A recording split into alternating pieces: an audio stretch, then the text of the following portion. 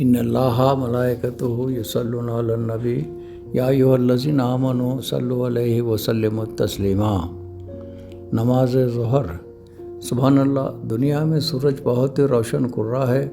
مشرکین اور بت پرست لوگ اس کو پوجتے ہیں۔ جیسے ہی سورج طلوع ہوتا ہے اس کی پوجا شروع ہو جاتی ہے۔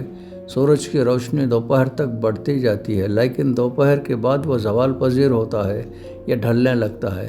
سورج کا ڈھلنا اس بات کی علامت ہے کہ وہ باطل ہے۔ جب دوپہر میں سورج ڈھل گیا تو اللہ رب العزت نے حکم دیا کہ اے میرے بندو، صبح سے دوپہر تک تو مشرکوں نے اپنے باطل معبود سورج کو پوجا، اب تم اٹھو، اب تمہاری مراد کا دن روشن ہو گیا۔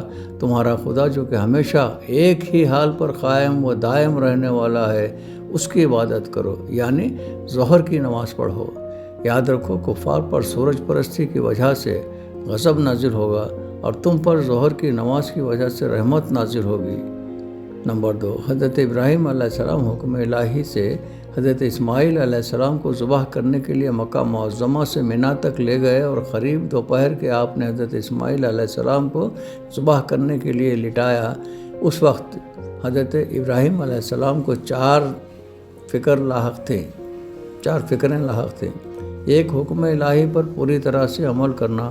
2، کہ حضرت اسماعیل علیہ السلام بقوت ذبح صابر رہتے ہیں یا نہیں۔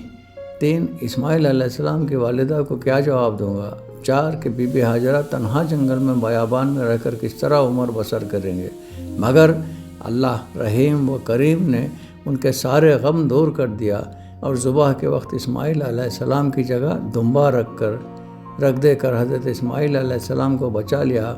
اس عرصے میں سورج ڈھل گیا اور ظہر کا وقت آ گیا تو حضرت ابراہیم علیہ السلام نے ان 4 غموں کے دور ہونے کے شکریہ میں 4 رکعتیں ادا کیں۔ تب اللہ تعالیٰ نے آپ کی اس وقت کی عبادت مقبول فرما دیا اور اس طرح 4 رکعتیں امت حضرت محمد مصطفیٰ صلی اللہ علیہ وآلہ وسلم پر فرض فرما دیا، تاکہ امت کے نمازیوں کو حضرت ابراہیم علیہ السلام سے نسبت اور آپ کی پیروی کا تعلق پیدا ہو کر اس امت کا حضرت ابراہیم علیہ السلام کے ساتھ حشر ہو جائے۔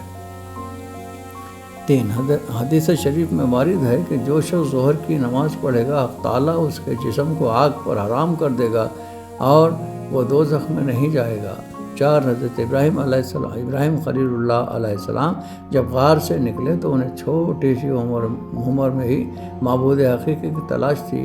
رات کے وقت تارے ملاقات کیے تو کہا یہ میرے معبود ہیں، مگر جب وہ چھپنے لگے تو فرمایا یہ ستارے معبود نہیں ہو سکتے۔ پھر چاند نکل آیا، آپ نے چاند کو دیکھ کر کہا شاید یہ میرا رب ہے۔ صبح کے وقت چاند بھی غروب ہو گیا، تب آپ نے فرمایا بھلا چھپنے والا کب میرا رب ہو سکتا ہے۔ جب دن نکلا تو سورج کو طلوع ہوتا ہوا دیکھا، خوش ہو کر فرمایا کہ اب میرا خدا مل گیا، اگر وہ بھی ڈھل جا کر غروب ہو گیا تو آپ نے اس سے بھی انکار کیا۔ آئے قوم میں بیزار ہوں تمہارے شرک سے، آپ نے فرمایا سبحان اللہ۔ پھر فوراً اپنے باری تعالیٰ یا خدا حقیقی اور معبود برحق کی طرف متوجہ ہو گئے۔ تب اللہ رب العزت کو حضرت ابراہیم علیہ السلام کی یہ ادا بہت پسند آئی۔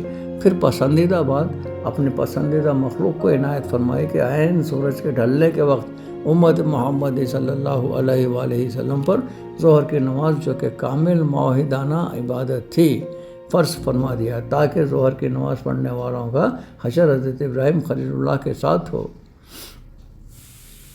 قرآن پاک میں ہے، یعنی ابراہیم کے ساتھ قیامت میں وہی لوگ ہوں گے جو ان کی پیروی کریں گے۔ سبحان اللہ، ظہر کی نماز پڑھ کر کل قیامت کے حضرت پیغمبر حضرت ابراہیم علیہ السلام کے ساتھ اپنا حشر ہونے کے حقدار ہو جائیں گے جو ظہر کی نماز پڑھتے ہیں۔